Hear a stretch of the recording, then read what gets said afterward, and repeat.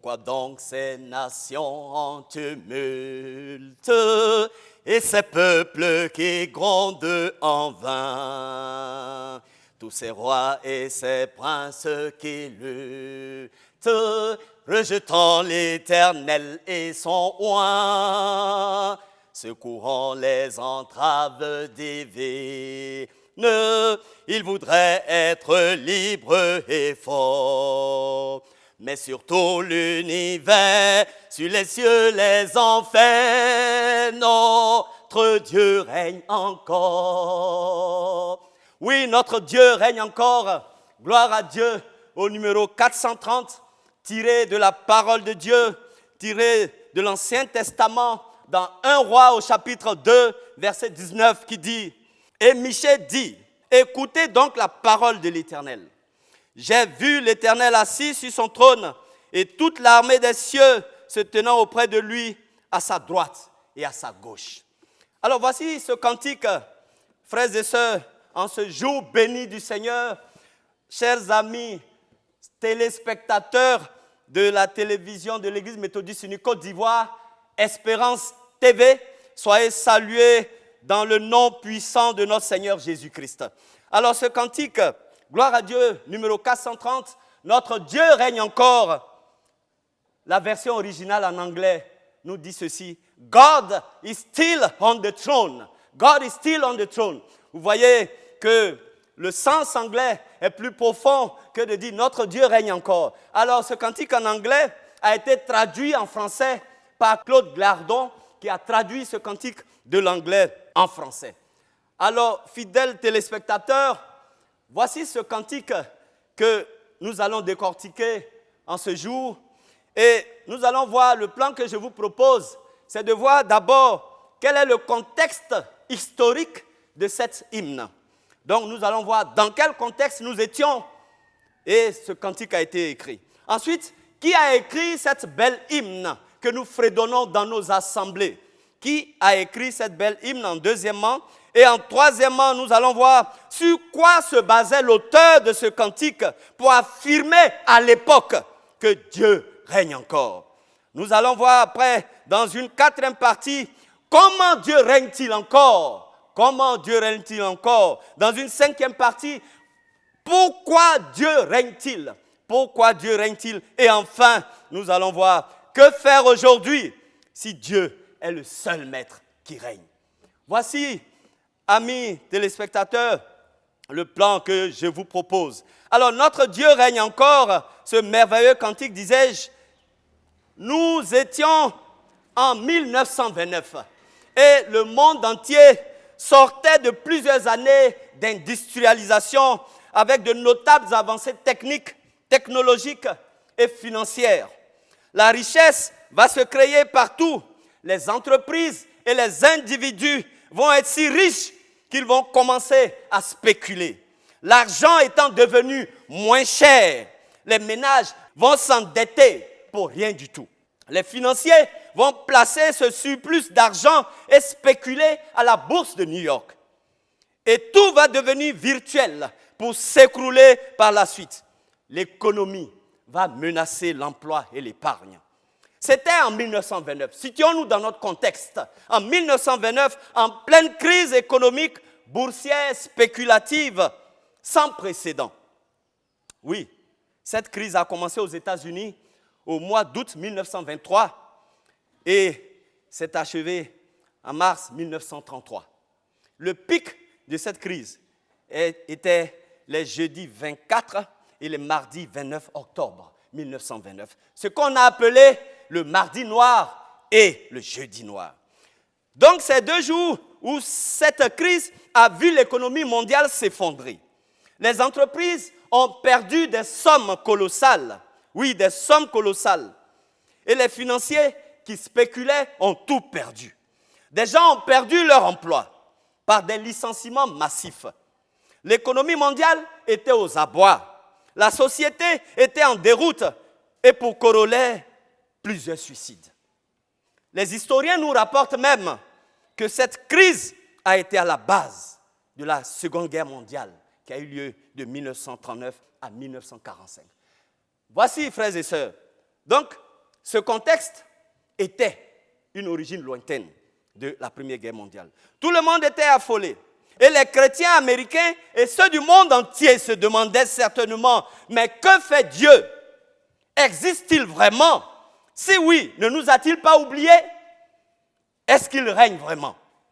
C'est pour répondre à ces questions, oui, que Kitty va écrire ce cantique. Vous savez, à l'époque, tous les cantiques ont été écrits par les auteurs, que ce soit les musiciens, donc les compositeurs ou les paroliers.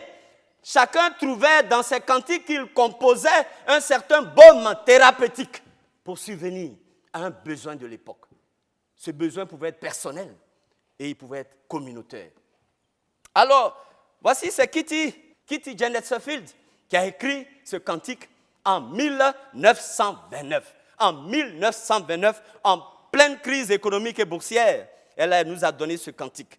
Pour répondre à une préoccupation des chrétiens, pour répondre à une préoccupation de ses compatriotes à l'époque qui se demandaient, mais est-ce que Dieu règne encore? S'il règne, pourquoi nous perdons nos emplois? S'il règne, pourquoi l'économie mondiale s'écroule? S'il règne, pourquoi nous nous suicidons? S'il règne, pourquoi ne fait-il rien? Voici le contexte dans lequel Kitty Janet Suffield a écrit ce cantique. Alors, qui est Kitty Janet Suffield? Celle qui a écrit les paroles et la musique. Kitty Louise Janet Suffield, de son nom entier, a écrit ce cantique en 1929. Elle est née le 16 septembre 1884 à New York City, dans l'État de New York, aux États-Unis. Elle a donné sa vie au Seigneur à l'âge de 19 ans. Kitty était une talentueuse choriste soprano et une grande organiste. Elle et son mari étaient des évangélistes itinérants. Lui était le prédicateur et elle, l'organiste chantre. Oui, bien-aimé, exactement comme Charles et John Wesley, où John Wesley était le prédicateur et Charles Wesley était le chantre. Alors, Kitty et son mari, donc, étaient des évangélistes itinérants. Donc, elle a écrit 14 cantiques et en a composé 6. Elle est décédée le 23 octobre 1972 à Los Angeles, en Californie, aux États-Unis, à l'âge de 88 ans. Kitty Louise Janet Suffield nourrissait l'espoir de devenir une artiste de concert, soit en tant que virtuose du soprano, c'est-à-dire apte à réaliser des vocalises complexes à l'opéra, soit en tant que pianiste. Mais quand elle a donné sa vie au Seigneur, elle consacra tous ses talents et toute son énergie au service de son Dieu. Les conditions dans lesquelles elle et celui qui allait devenir son mari, je précise qu'elle est née Kitty Janet et c'est son mari qui est Suffield. Alors, écoutez bien cette histoire qui va nous montrer que notre Dieu règne dans les circonstances même les plus banales, même les plus dramatiques. Alors, Kitty était dans un train. Elle se rendait à une destination, une nuit, et le train dans lequel elle était a été bloqué par une tempête de neige. Cette nuit-là, il y a un infortuné qui passait et qui a vu le train bloqué. Et il s'est dit, il faut faire quelque chose. Sinon, tous les passagers de ce train risquent de mourir gelés. Alors, il va aller juste à la maison à côté et il va commencer à frapper à la porte d'un certain Fred Sheffield, qui va devenir le mari de Kitty Janet. Alors, Sheffield était un Canadien. Il a été réveillé, donc, disais-je, une nuit par quelqu'un qui frappait avec insistance et de manière très violente à sa porte. L'infortuné lui rapporta qu'un train venait d'être bloqué à proximité par une tempête de neige. Il craignait pour les passagers qui risquaient d'être gelés à mort. Alors, Sheffield va aller sur place et il va inviter tous les passagers à trouver refuge chez lui.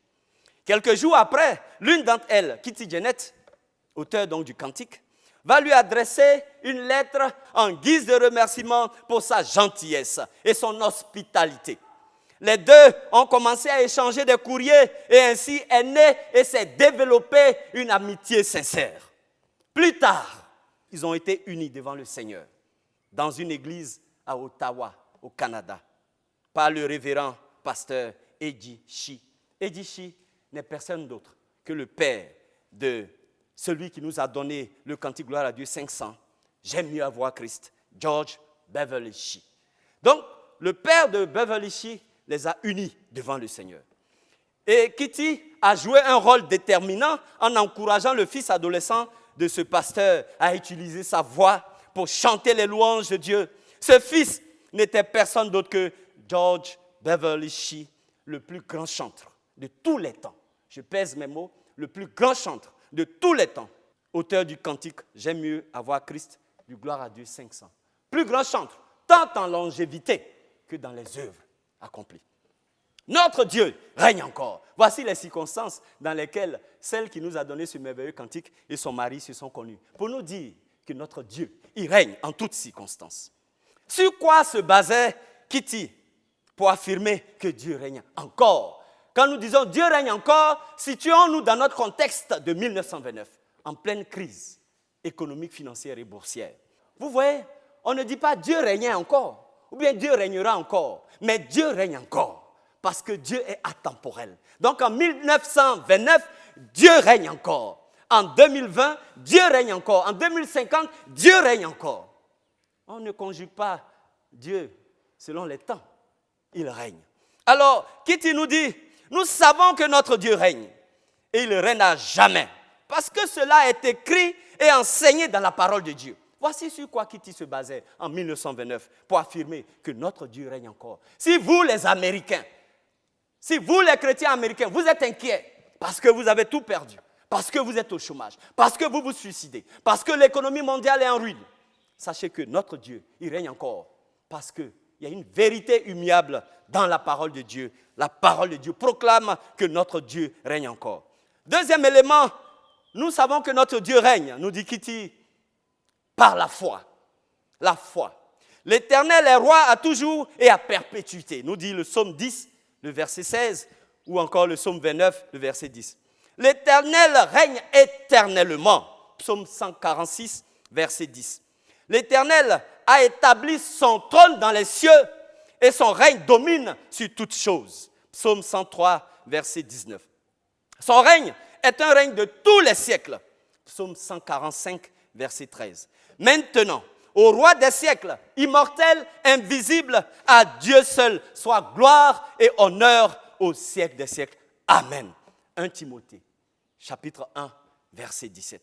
Voici sur quoi Kitty se basait. Ce n'est pas sur ses sentiments, ce n'est pas sur l'atmosphère ou l'environnement, mais sur la parole de Dieu et sur la foi qu'elle a en son Dieu. En effet, nous dit-elle, Dieu règne encore sur son trône dans sa gloire. Et rien ne nous arrive qui ne soit connu de lui, qui ne soit sous son contrôle.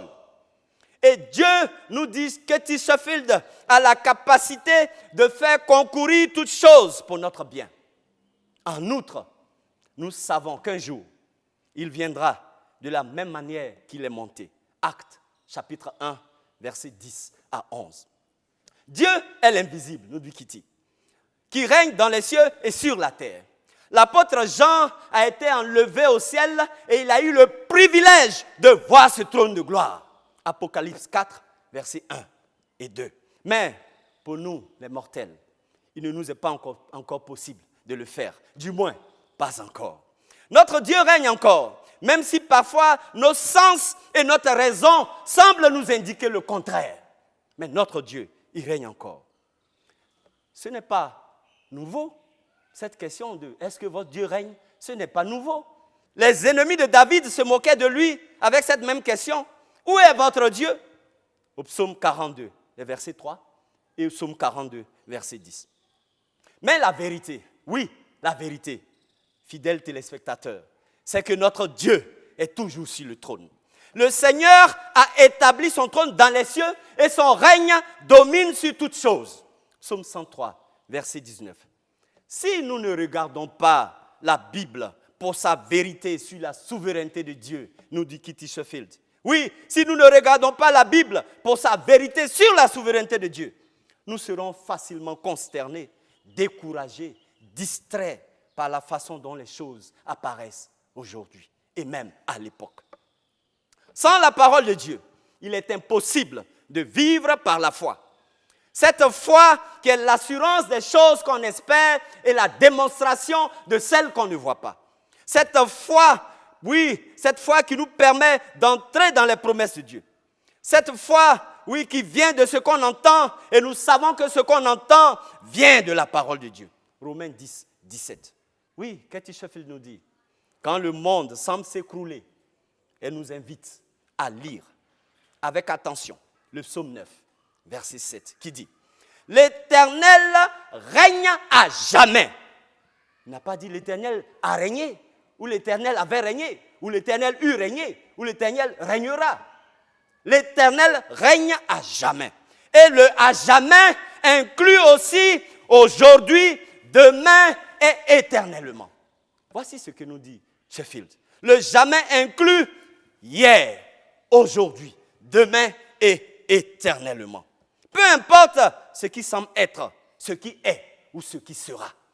Notre Dieu règne encore. Voici sur quoi la merveilleuse Katie Sheffield se basait pour nous écrire ce merveilleux hymne, ce merveilleux cantique. Notre Dieu règne encore. En quatrième position, alors comment notre Dieu règne-t-il encore? Cet hymne ou ce cantique nous rappelle de manière cruciale, nous en tant que chrétiens, que même en des temps difficiles, Dieu est toujours sur son trône. Dieu n'est pas de ces monarques qui abandonnent leur trône lorsqu'il y a des difficultés. Dieu n'est pas de ces monarques qui abandonnent leur règne au premier coup de canon. Dieu n'est pas de ces monarques qui abandonnent le siège royal aux premières difficultés. Dieu, il règne toujours et il est sur son trône. Même en ces temps difficiles, Dieu est toujours sur son trône et il prend soin des siens. Et un jour, nous dit la parole, nous régnerons avec lui dans un temps et dans un lieu parfait. En attendant, il se souvient de nous et il ne nous oubliera pas. Il nous donne la force et la sagesse dont nous avons besoin pour notre vie quotidienne. Es-tu inquiet, bien-aimé? Es-tu anxieux, bien-aimé? Es-tu affligé, bien-aimé? Alors, rappelle-toi, nous dit Katie Sheffield, que Dieu a un plan pour ce monde et pour les croyants et il est en contrôle total. Le pasteur Arthur Pink, enseignant de la Bible, a déclaré, et je cite, « La souveraineté divine signifie que Dieu est Dieu dans son nom. Dieu est Dieu dans les faits et Dieu est Dieu dans les événements. Il est sur le trône de l'univers et il dirige toutes choses. » Le psaume 2 nous rappelle que Christ est digne de nos louanges, de notre honneur, de notre allégeance et de notre adoration. Lisons sérieusement tout ce psaume. Sortons notre Bible, nous invite à le faire Kitty Louise Janet Sheffield. Sortons notre Bible et adorons le roi qui est assis sur le trône. Rappelons-nous ces vérités qui nous donnent la vie. Il règne dans tout l'univers, créé par son pouvoir. Oui, Dieu règne parce que c'est lui qui a créé tout ce sur quoi il règne. Le ciel d'azur, les éclairs, le tonnerre, le clair matin ou les ombres du soir. Dieu règne, il est toujours sur son trône. Alors, Kitty nous dit, pourquoi règne-t-il? Ce cantique nous rappelle donc la souveraineté de Dieu. Dieu règne parce qu'il est souverain. Il ne partage pas sa souveraineté avec un homme. Il ne partage pas sa gloire avec un homme. Il ne partage pas son règne avec un homme. Dieu règne parce qu'il est souverain. Dieu est toujours sur son trône. Peu importe ce qui se passe dans ce monde, nous dit Kitty Janet, apportons-lui nos pesants fardeaux et faisons-lui confiance, sachant qu'il sait tout, qu'il est tout puissant et qu'il est toujours présent et qu'il promet et donne la paix au-delà de toute intelligence et de toute compréhension. Faisons-lui confiance, car il est toujours sur son trône.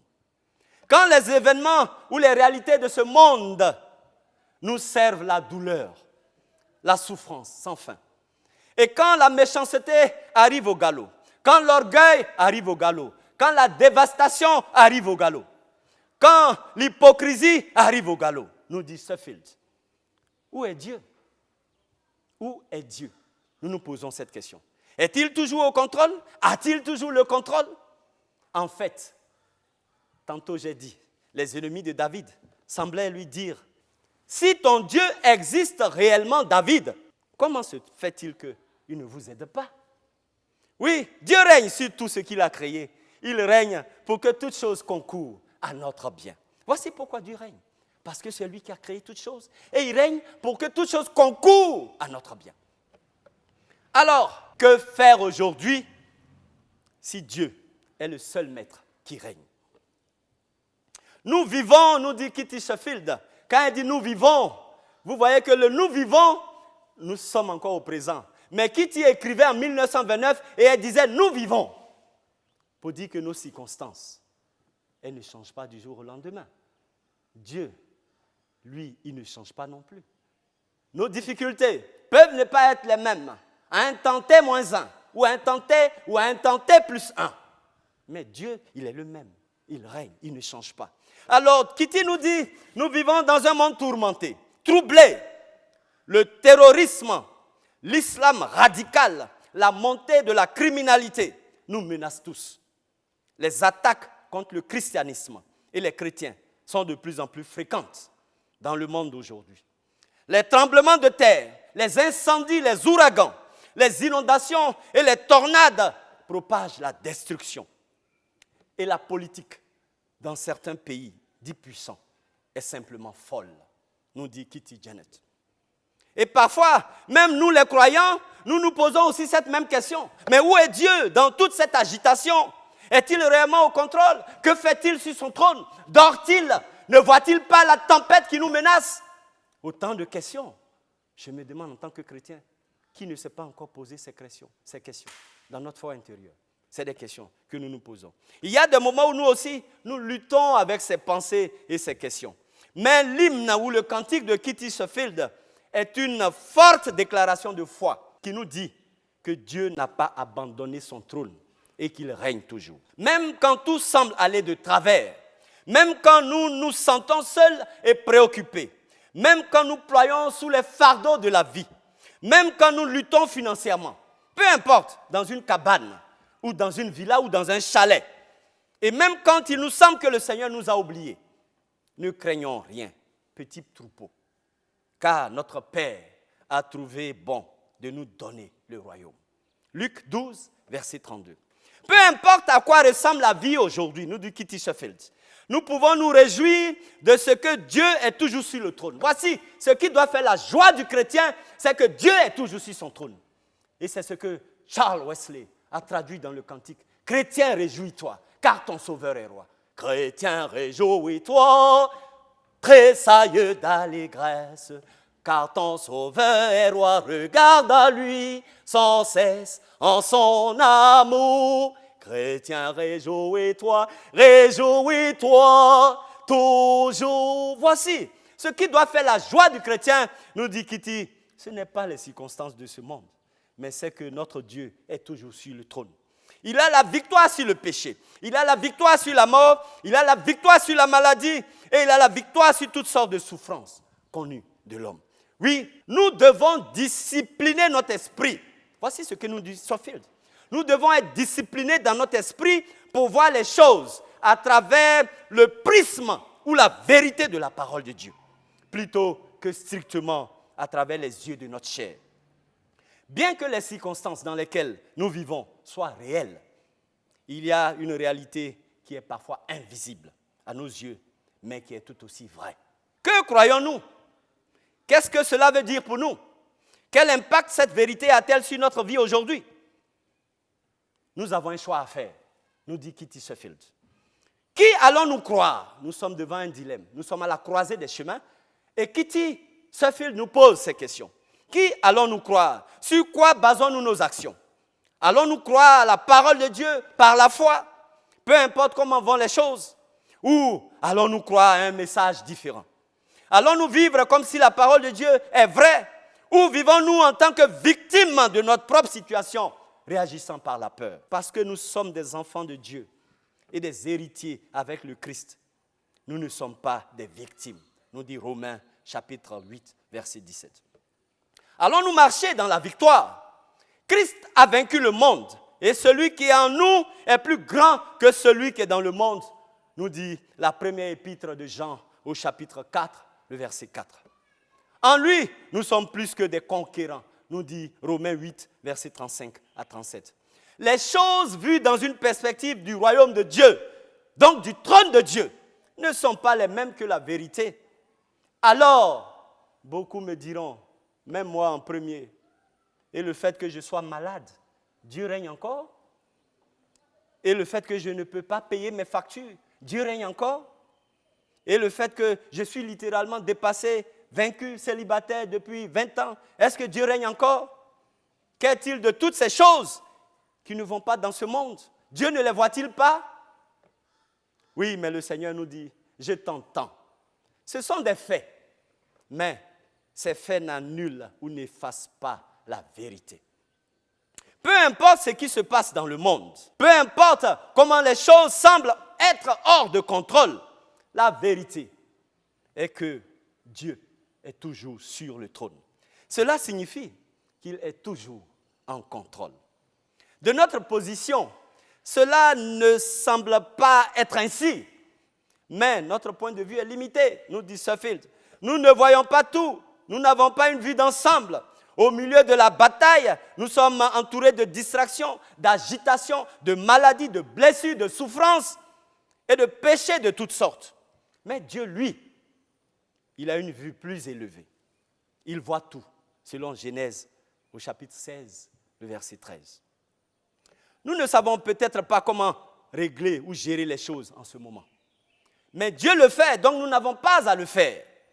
Nous pouvons nous reposer sur lui et lui faire confiance.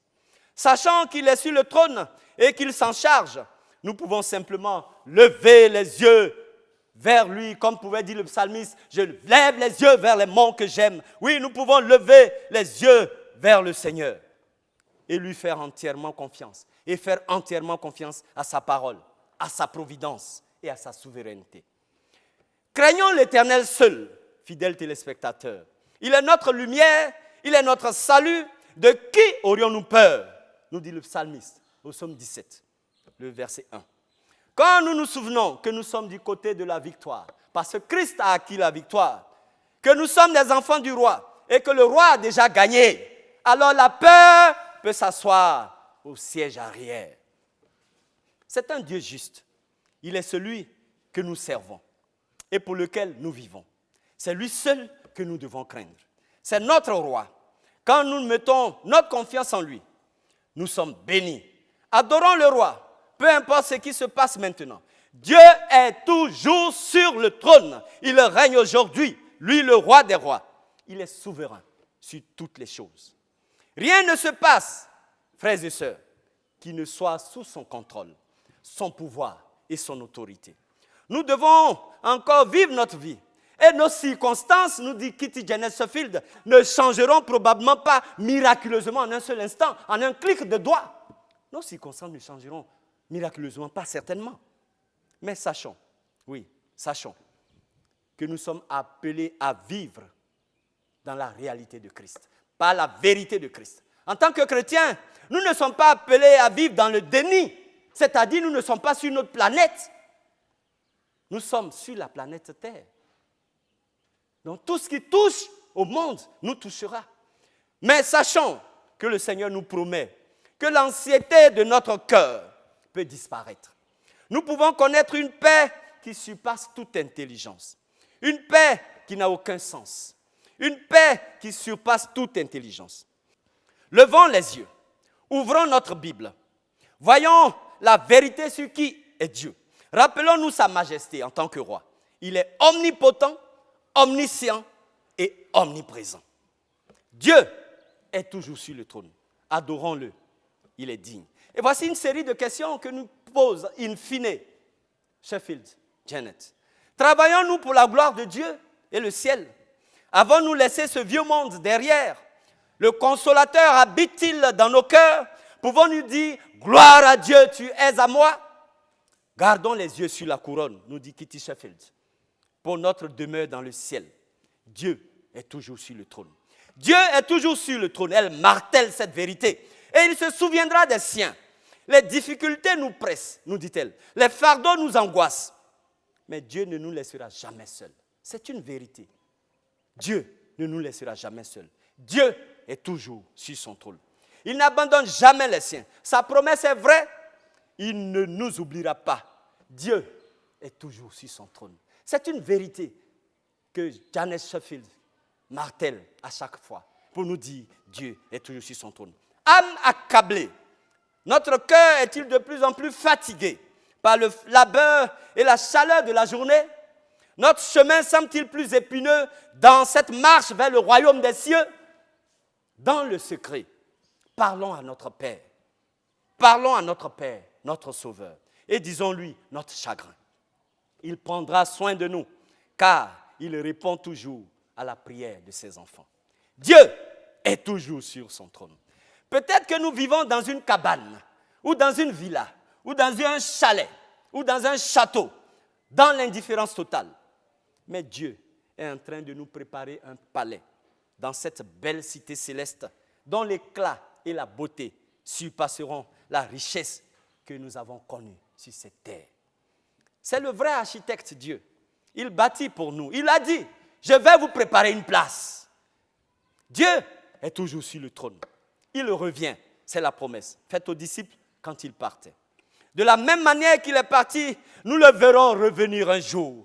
Est-ce que le fait qu'il tarde nous amène à nous demander s'il nous a oubliés? Sa promesse est vraie. Il vient pour nous. Dieu est toujours sur son trône. Malgré les circonstances actuelles que nous vivons, coronavirus, Covid-19, malgré ces morts en cascade, c'est vrai, c'est douloureux. Chacun de nous a perdu un proche. C'est une réalité. Nous ne pouvons pas le nier. Mais malgré ces circonstances, Dieu est toujours au contrôle et travaille en toute souveraineté sur les projets qu'il forme pour nous. Qui de nous, par ses inquiétudes, peut ajouter une seule coudée à la durée de sa vie? Ne nous inquiétons donc pas du lendemain, car le lendemain aura soin de lui-même. À chaque jour suffit sa peine. Matthieu 6, 34. Dieu est toujours sur son trône et il règne encore. Pourquoi donc ces nations en tumulte et ces peuples qui grondent en vain? Tous ces rois et ces princes qui luttent, rejetant l'Éternel et son oint, secouant les entraves divines, ils voudraient être libres et forts. Mais sur tout l'univers, sur les cieux, les enfers, notre Dieu règne encore. Notre Dieu règne encore, jamais son amour ne s'endort. Les vents se déchaînent, nos cœurs sont en peine, mais Dieu nous conduit jusqu'au port. Notre Dieu règne encore, jamais son amour ne s'endort. Ce qu'il nous promet reste vrai pour jamais. Notre Dieu règne encore. Oui, notre Dieu règne encore.